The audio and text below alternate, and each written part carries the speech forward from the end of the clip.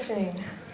I'm Charlotte, and about a year ago I began the task of writing and researching about an object in the V&A collection that was connected to the East India Company for the book that was to become Heirlooms of Asia. Choosing an object was a difficult part, I must say.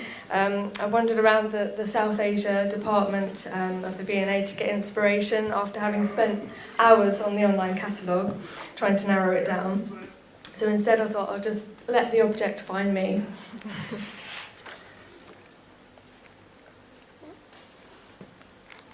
There we go.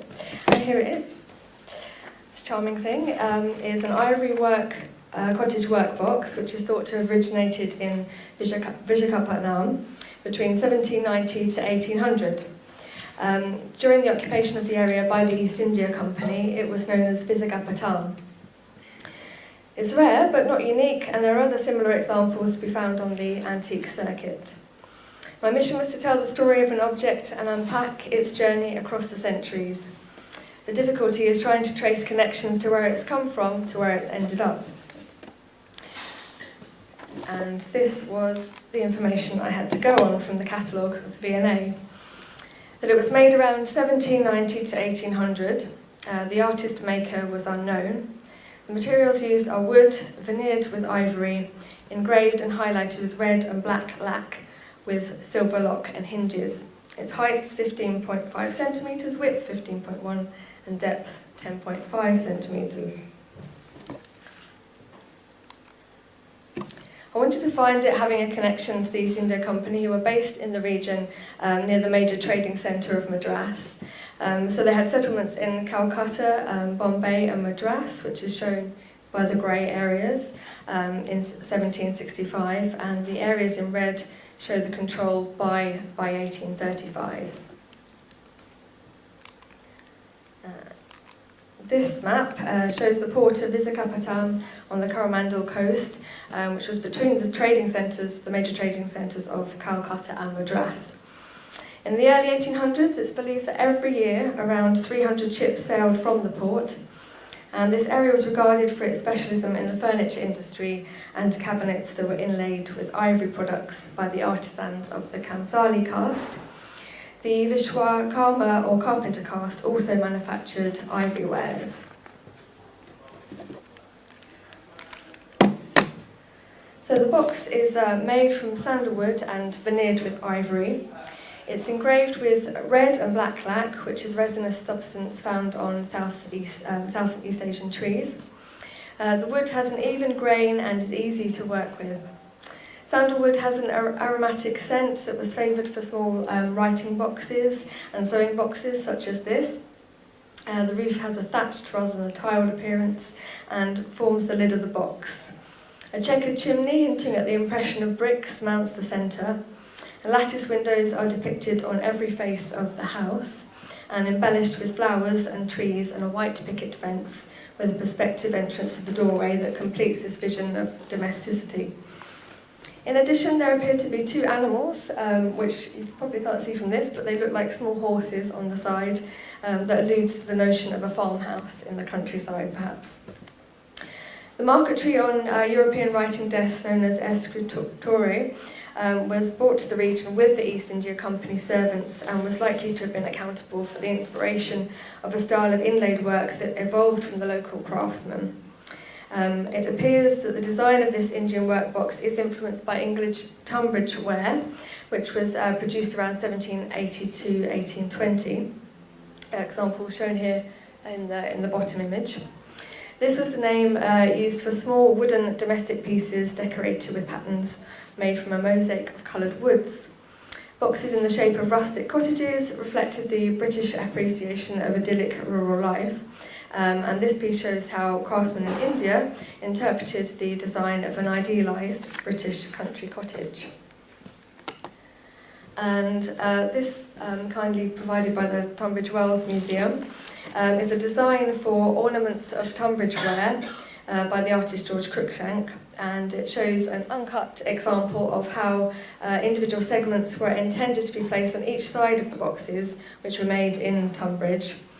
You can notice that the brick chimney and the thatch element for the roof that raises interesting questions as to who commissioned the ivory box and what provided the direct influence for its design in India. These are questions that cannot have concrete answers, as there is not enough evidence that survives in this case. However, we can speculate and draw from other sources, such as inventories of items in the possession of those that resided in the trading centres. Such evidence can help to provide clues as to why it looks the way it does. So some of my research, as well as spending time in the V&A, took me to the India office at the British Library. I trawled through many large volumes of wills containing inventories from the mid-18th century Madras to see exactly what the households of East India agents contained. And again, this isn't that clear, but the likely influences which are listed here are illustrated books and prints from European residents. Items include a pack of pictures, drawings, and a parcel of small prints. The History of England, 12 volumes, and Hume's History of Britain. It was also possible to trace the amount of ivory ware owned within these inventories, but I'll talk a bit more about that a bit later. And the inventories sometimes, says here, describe the ivory as simply Vizagapatam, so indicating that these were instantly recognisable objects at the time.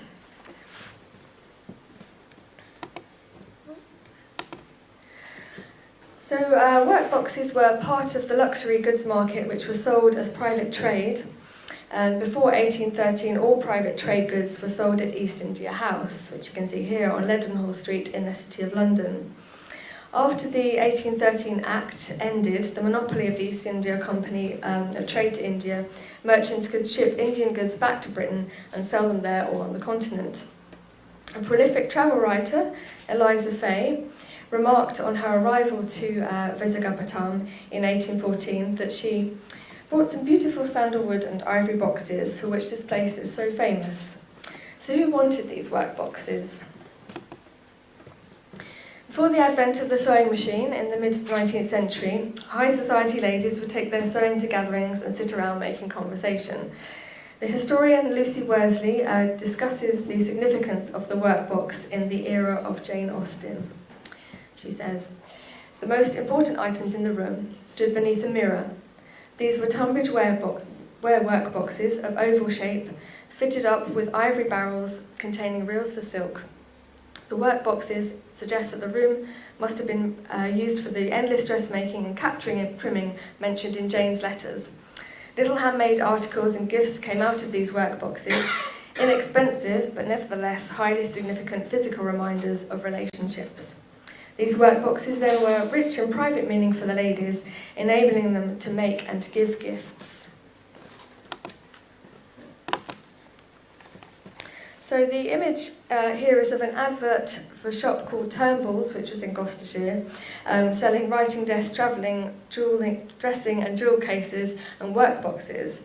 I've also found evidence of box makers in London, in City Road, for example, as there was a clear market for this, but boxes from India, with their faraway romanticism, were evidently very appealing. Workboxes reflected a woman's disposition and her status. So here we go, is a workbox in action. It's an early 19th century painting by Michael William Sharp, and it's a portrait of Mrs. John Crome seated at a table by an open workbox. Just thought you'd get a flavour of who was using it. But back to the case study point, I thought perhaps the inside of the workbox might reveal some more secrets. Amin Jaffar's description reveals that the inner face of the lid is inscribed with pencil, "Anna, forget-me-not." The interior is divided into 9 compartments, their edges faced with ivory. To the right side of the box is a shallow drawer that is secured by a brass pin inserted into the edge of the right side of the box. The pin is impressed patent, and the underside of the drawer is inscribed in pencil, "Julia Burgess is a coffee girl." I wanted to ascertain whether the handwriting was the same or had experienced different owners. However, it was just too faint to make such a decision based on that. The first inscription is perhaps typical of a gift sent from afar or from a sweetheart. The second inscription implies another owner by the name of Julia Burgess. and it's unclear what is meant by the term copy girl, but could indicate someone that made needlework, samplers or patchwork, as such designs are likely to have been copied from another source. Workboxes with their separated compartments were treated like private spaces. The secret pop-out compartment at the bottom was a favourite feature, and they were lockable. So the popularity of the workbox in the early 1800s continued throughout the century with the Great Exhibition of 1851 in London. Some were made as souvenirs to commemorate the event and pictured the Crystal Palace on their lids. This continued to showcase and export the idea that ivory was fit for royalty and was still a desirable product. There was also the Madras exhibition of 1855 that helped to favour this as a product. An officer at Vizagapatam in 1806 reflected, "Natives, besides their cloths, are very expert in their ivory works, imitating with some success the Chinese in making curious little boxes and work baskets of ivory and bone, which are bought by the Europeans to take home as presents." A monograph on ivory carving industry of southern India from 1901 describes the use of teeth and tusks of elephant for the craft industry. The dentine of the teeth and tusks are an elastic quality, and the large area mass made it suitable to construct substantial pieces of furniture. And in the inventory of Ashmoot corn, who's shown here, various stocks of elephant's teeth are listed.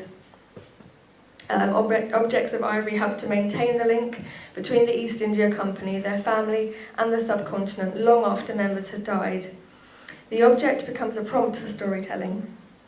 And in an auction catalogue I found at the British Library from 1775, Mr. Blythe of Dean Street, Soho, has a number of ivory goods identified in the possession of Dorothy Shaw, who was the widow of Thomas Shaw. Thomas died in 1759, but had spent his working life as an East India Company supercargo. And an extract is provided in the catalogue, which says it's a catalogue of part of the genuine household furniture, fine china and other East Indian curiosities of a widow lady removing to the country up to house number 13 on the east side of Great Pulteney Street, consisting of variety of furniture, useful and ornamental china, curious carvings in ivory, etc., bought from India by her husband, who was in the East India Company's service. The inventory lists everything on a room-by-room basis and includes a rosewood and ivory box and one ivory house broke. I don't think this is a cottage work box, but it's likely to be an ivory carving in the shape of a house, perhaps. So I was still keen to learn where the workbox made its journey to when it reached the shores of England, if that is indeed how it came to us. The acquisitions file shown here at the V&A revealed the name of the person who had brought forward the workbox for sale to the collection. So this was very exciting. I felt like a breakthrough. And I discovered it was Roger Warner Antiques from Burford in Oxfordshire.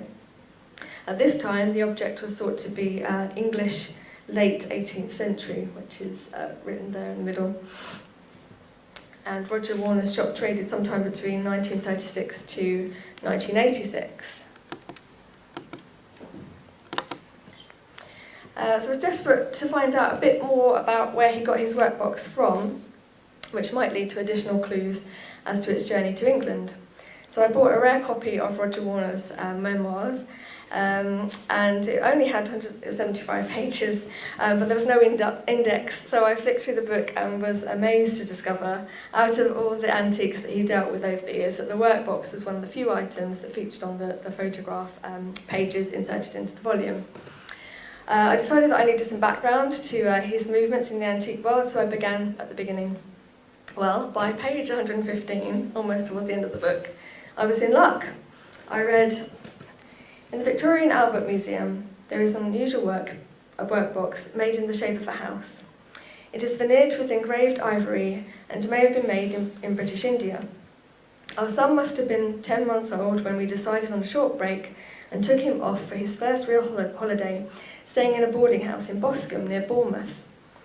After lunch one day, I pushed off with my son in his pram to get him to sleep, and wended my way to Boscombe Arcade, by which time he had fallen asleep.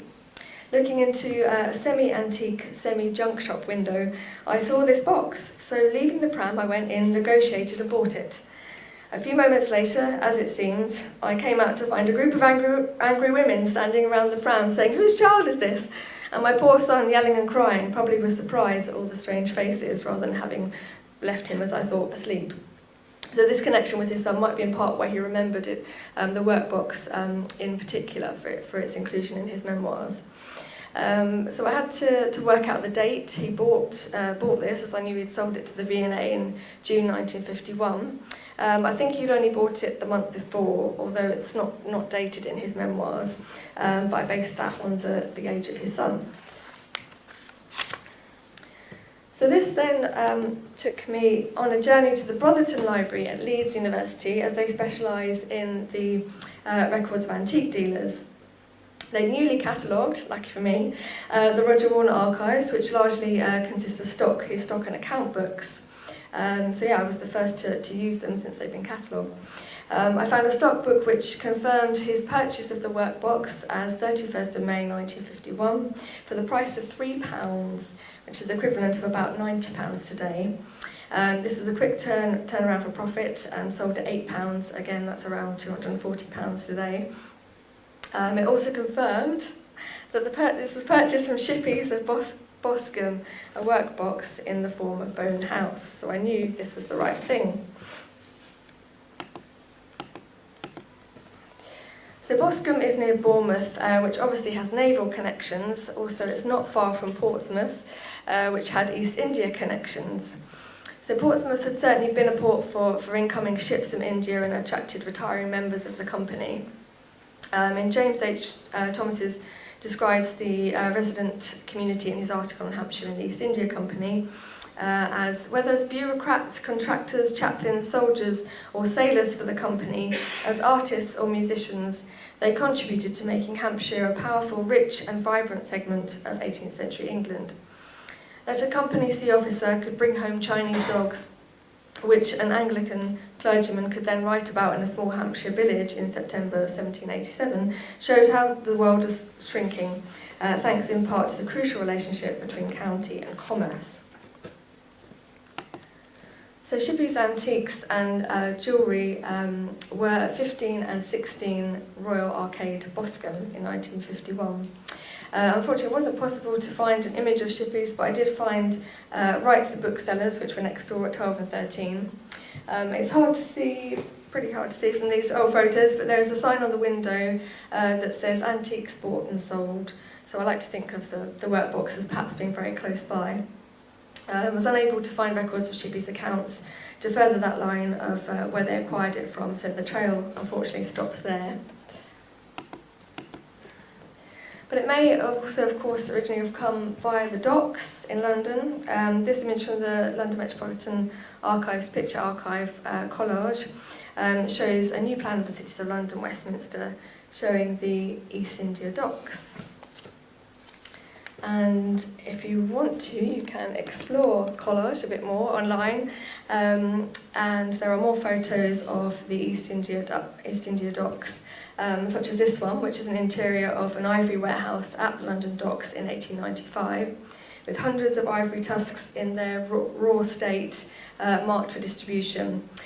We can see a reference to Hale and Son, for example, who established themselves in the business in 1714.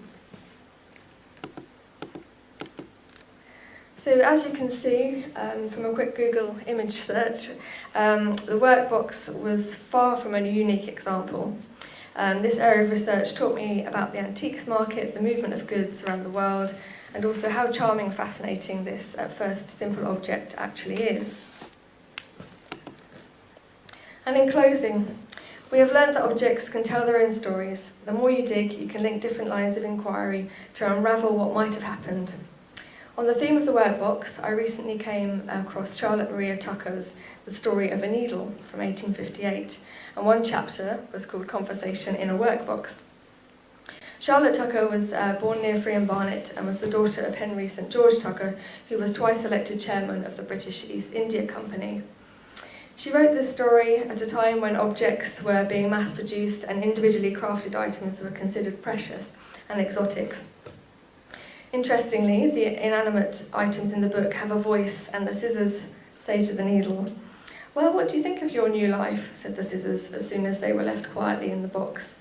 The scissors go on to complain to the needle about how they are blamed for human inadequacies, and the object is considered an extension of the person and their feelings, perhaps. So our workbox has been on a journey, which took me on a journey, and it brought me back to the question, where and what is constituted as home? We've seen that it's translated into an object which marries the cultures here and that of South Asia. Objects connect people and continents, but also may have come at a price, be that to the animal in this case, or to the craftsman who is nameless. Thank you.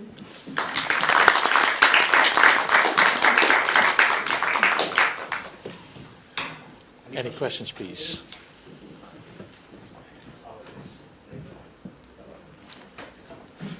Just out of interest, because I enjoy making things, how do they lay that ivory? Okay. Yeah, I don't know how they actually laid the ivory, but I know how they did the lac inside it. Yeah, there wasn't unfortunately much that I could find out about how they actually produced the item. But the lac, yeah, so they draw in the pattern like with a pencil, and then they cut it out slightly with a small piece of iron, and afterwards they put the hot lac onto it. When it's dry, they scrape it off and polish it, and the lac then remains in the marks made where the piece of iron was, if that makes sense. Would you say it's in good condition, this piece? Yeah, it is actually. I mean, there's a little chip on one of the side parts, and maybe a few cracks here and there, but overall it was in excellent condition. Yeah. Thank you. Thank you.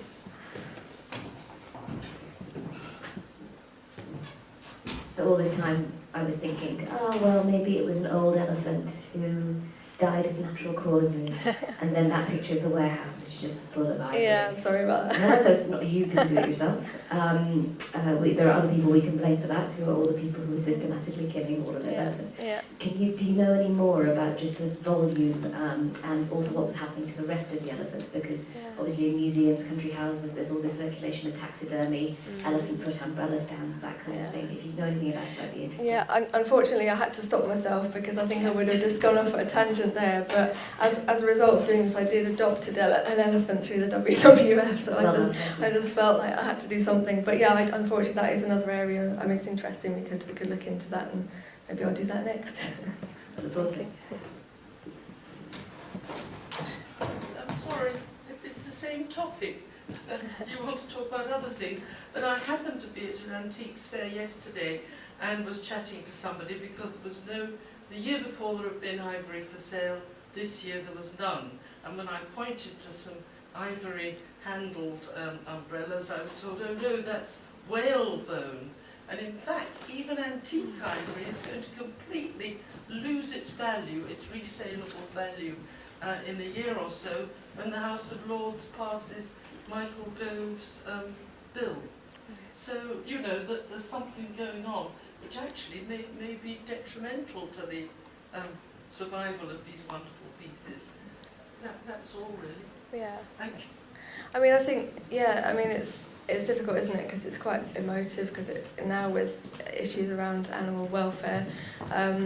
But in terms of what this represents and what happened to animals at that time, I guess we can't forget that. And for this reason, we need to be reminded of what happened. So if they're suppressing, it's difficult. It's a difficult subject. I mean, yeah, I don't know about the current antiques market if they should suppress the sale of it, but certainly new items, no, yeah, obviously not. But yeah, it could be carried on in another debate, I suppose.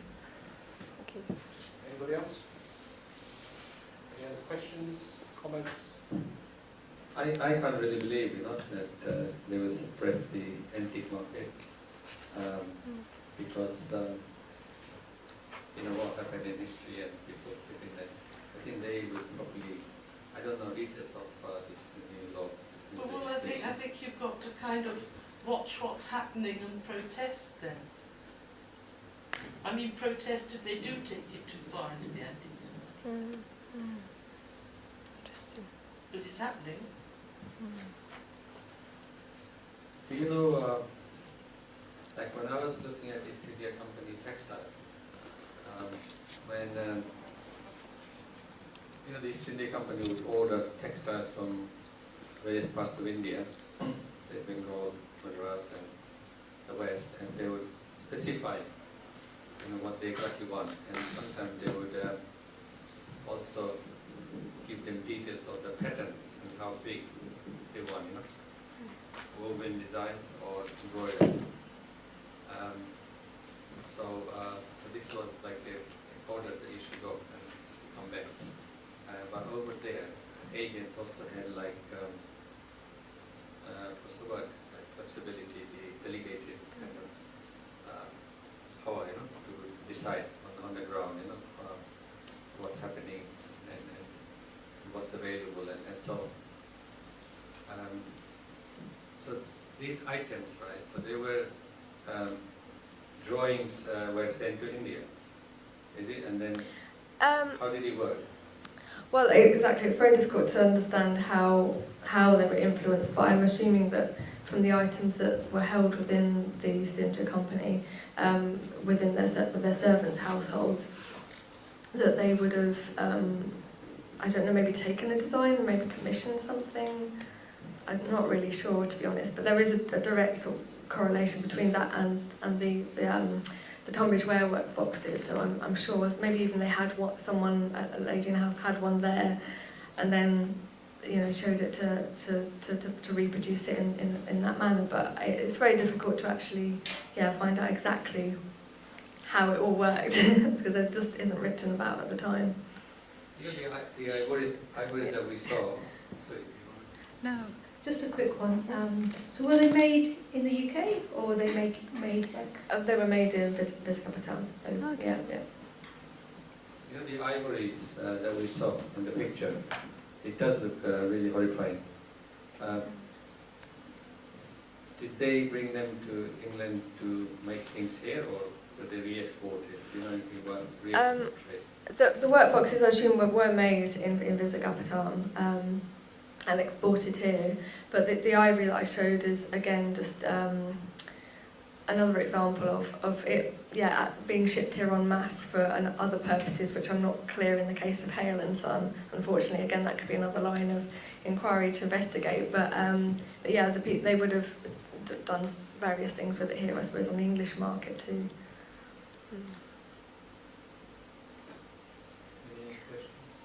I think my understanding of that particular last bit is that it was being redistributed back to Europe, the European markets.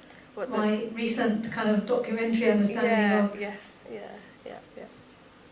But England had not England, all of them, Portuguese, Dutch, they had a re-export market.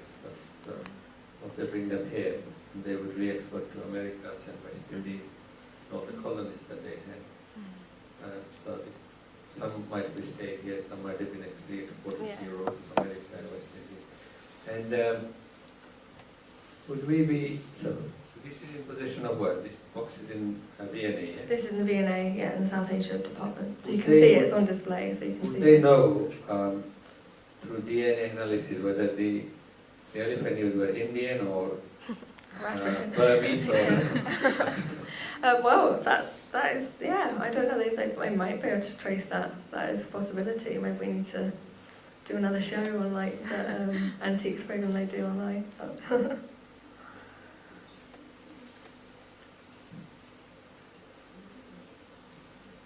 Usually we get lots of questions. I think maybe the table's too far from the audience. Maybe.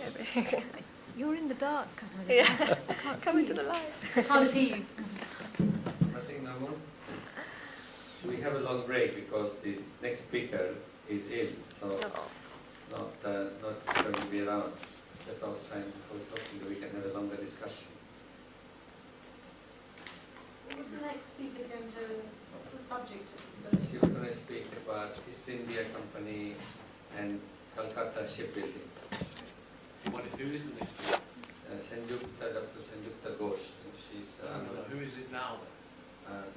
no, the next one is Lucky, right? But I'm reluctant because some people might come for her, especially because she's put later in the timetable. So let's have a long break. It is a long break. There are lots of refreshments and Thank you. no, we've got soft drinks and biscuits.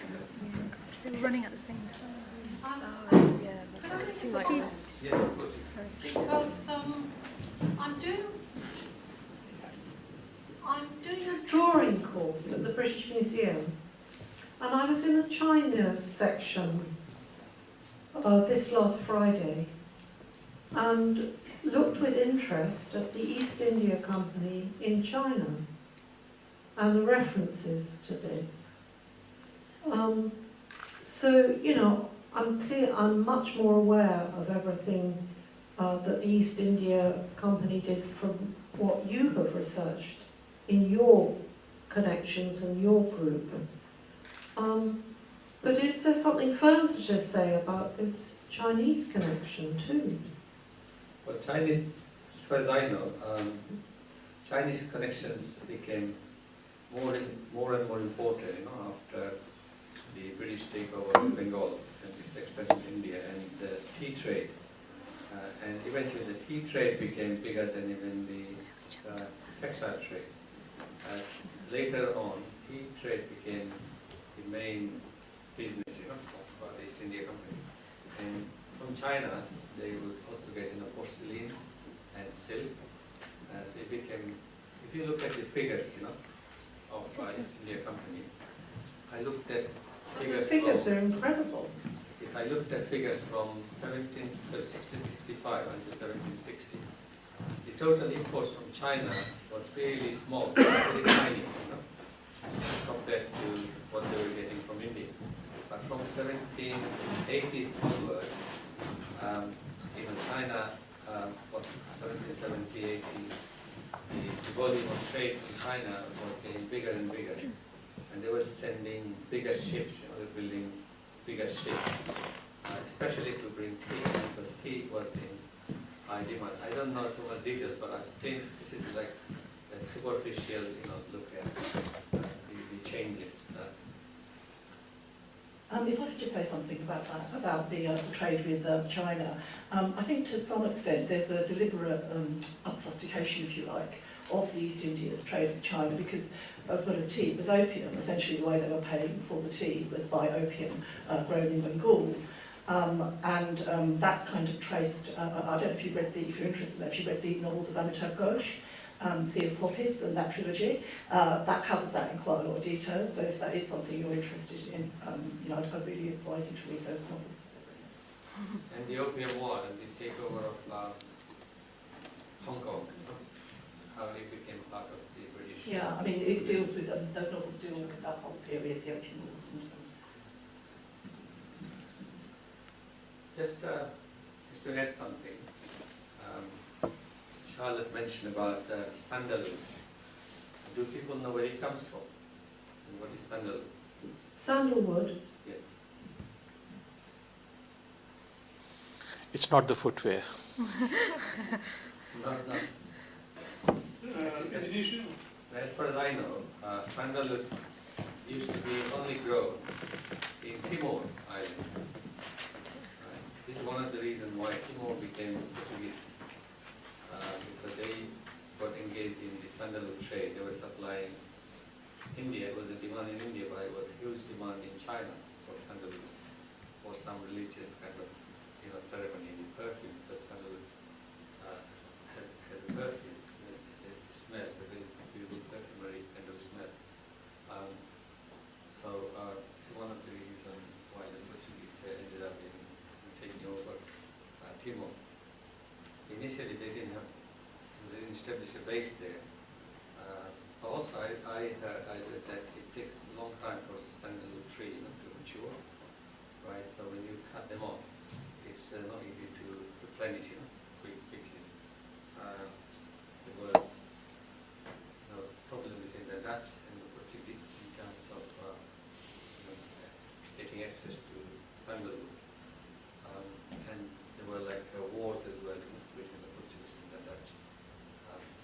attempts of the Dutch trying to destroy Portuguese and the monopoly